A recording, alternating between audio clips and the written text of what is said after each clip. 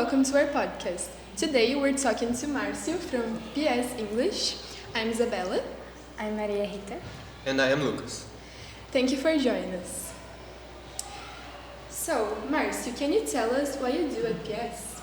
Yes, I'm a pedagogical consultant for PS English.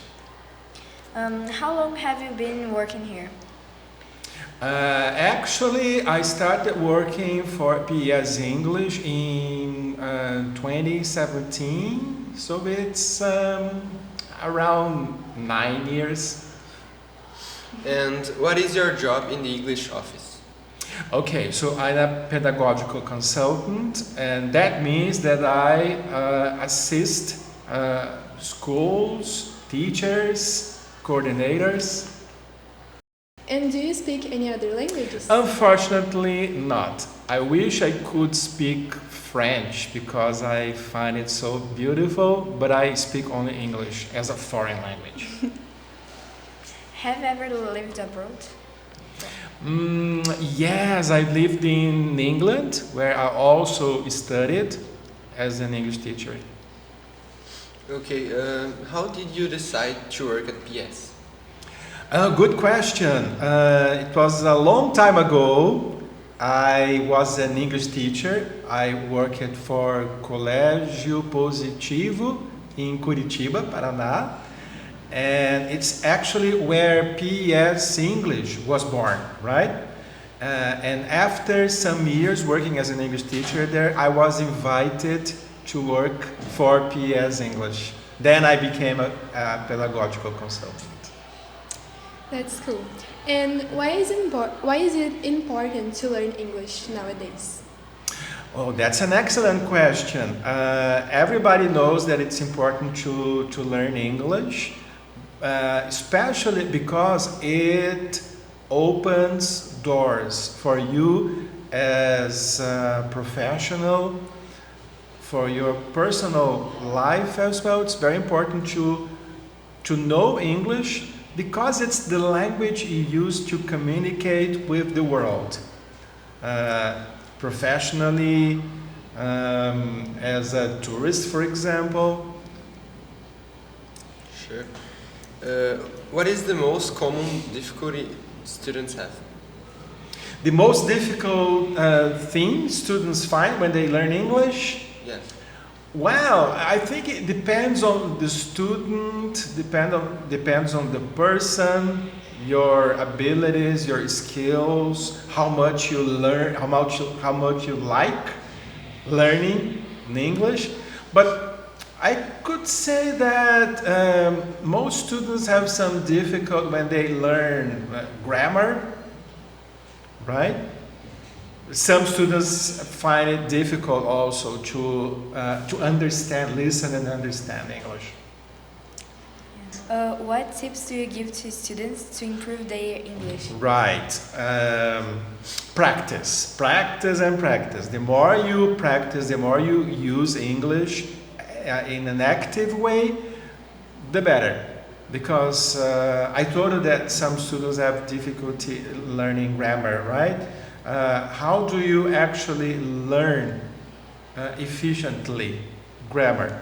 By using English in real situations, in real context. So the more you practice, the more you learn. And what is your favorite English word and why? Well, I could think of many beautiful words in English. One of them would be engagement. I like this word. That's a cool word. Yeah, because it has to do with getting involved with something you like, something you do. It has to do with love and passion, right? So engagement is a beautiful word, in my opinion. Okay, do you have a funny story about learning or teaching in English? A fun story. Let me see. Well, I remember when I was an English teacher, it was the very beginning of the school year, right? So I didn't know all the students, all the new students, and they were um, changing rooms, and then when I saw a student coming towards me, I told this student, you need to go and meet your teacher. And then the student said, but you are my teacher. It was kind of confusing there and funny. Okay. What is the Cambridge English test? The Cambridge English test, what it is, What is it? about? Well, it's a very, very nice opportunity for students to test their English. Apart from the school's assessment system, right? So it's the way you can actually test and prove how much you learn English. And why is the Cambridge test important for all the students? Why they should do it? Good. And in fact, it's very important for students, for candidates who take this exam, because it shows that you can master English for a specific, thinking of a specific level of English, right? And by getting the qualification, the certificate, you can prove you actually mastered this level of English to the world. So that's why it's very important. Okay. And what skills does the test checks? Okay, the Cambridge exams evaluate the four skills, which are speaking, listening, reading, and writing.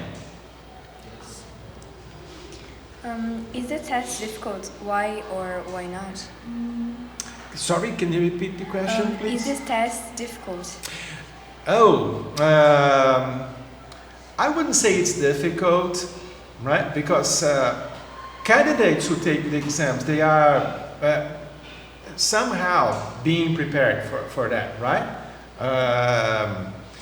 It depends on how much you are engaged, how much you are prepared, but generally speaking, it's not that difficult, because Cambridge exams are divided into levels, right? So you can apply for an exam that corresponds to your level of English. And how can the students prepare for this test, for the Cambridge test? Good. Well, I told you before that practicing is very important, so it's true for exams as well, getting ready for exams. Doing mock tests, in Portuguese we'd say simulados, right? So you can actually have this feeling of actually taking the exam, the real exam, by doing lots of mock tests. It helps a lot, and also being exposed to the English language at all times. So read as much as you can, listen to songs, movies, talk to your friends in English, write things, write emails, write stories. The more you practice, the more you get prepared for the exams. Okay. We know you were a Cambridge interlocutor. Can you tell us how was it? Right. I was also, apart from being a teacher, I was also a speaking examiner for Cambridge exams. And it was a very nice experience. You have this opportunity to actually assess candidates and evaluate them according to Cambridge standards. So it's very interesting thing to do, because you can actually see how good their spoken English is according to Cambridge standards. Do you think practice tests help students? Why? They are opportunity for students to practice their English, to recognize, to see how good they are, how prepared they are, and also prepare them emotionally, because when the big day comes, the real exam happens. Students who have been practicing before, they feel more relaxed. Okay. What is the most common mistake students make in the Cambridge test? Let's see.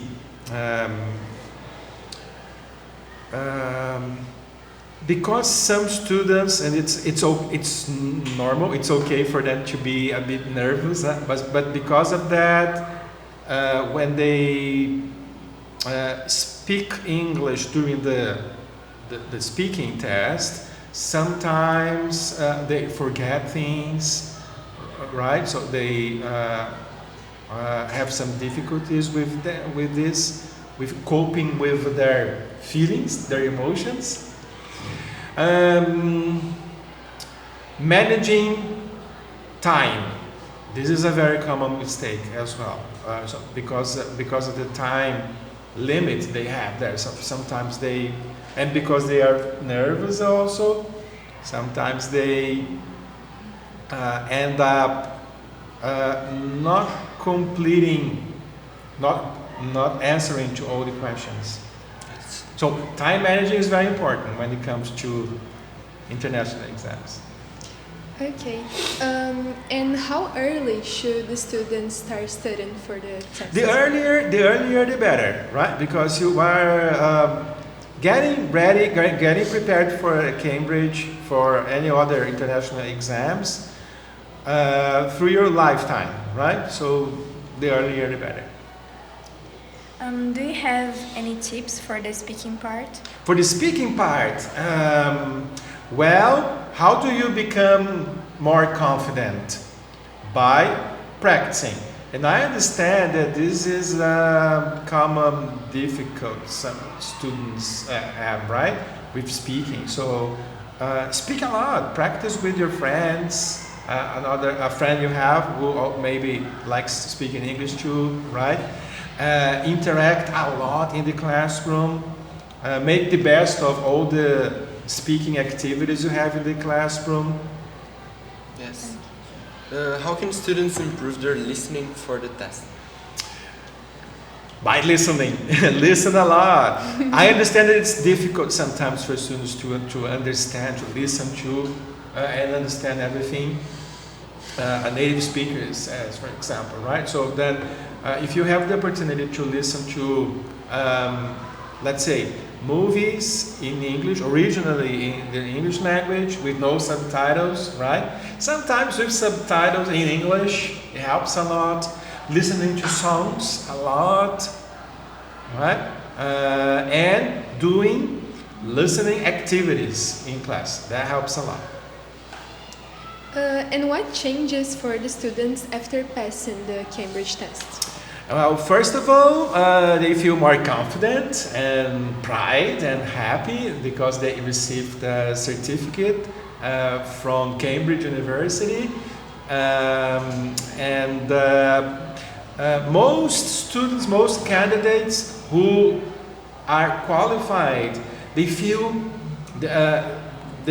more confident in terms of continuing studying English, right?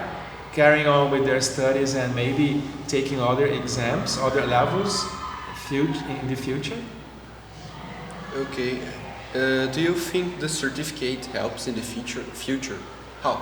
Certainly. For example, in their professional lives, right? If you are to take part in an job interview in English, if you have a certificate from Cambridge or from other providers of international qualifications, right? It helps a lot in this process of getting another job. I think it gives you many opportunities too. Certainly. Mhm. In all aspects in your life, professionally, personal life, academic. Uh, for example, if you want to study abroad, to take a master's course in another country, right? So it opens doors. What is your advice for students who feel nervous about the test? Relax.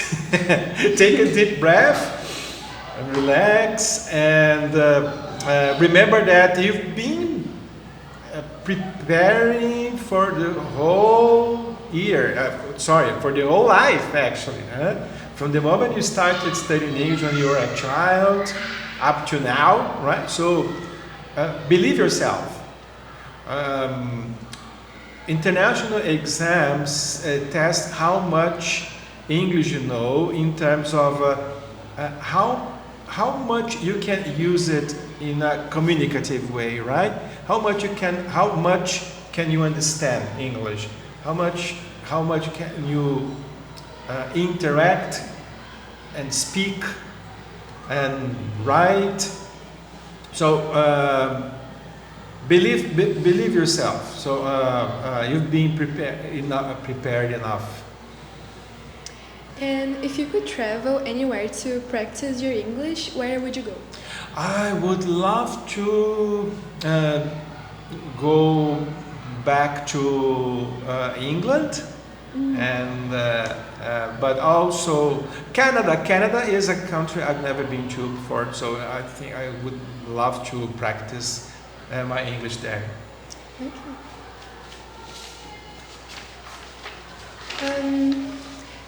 So thank you for talking to us today. We learned a lot, and we hope our listeners enjoyed it too. Goodbye.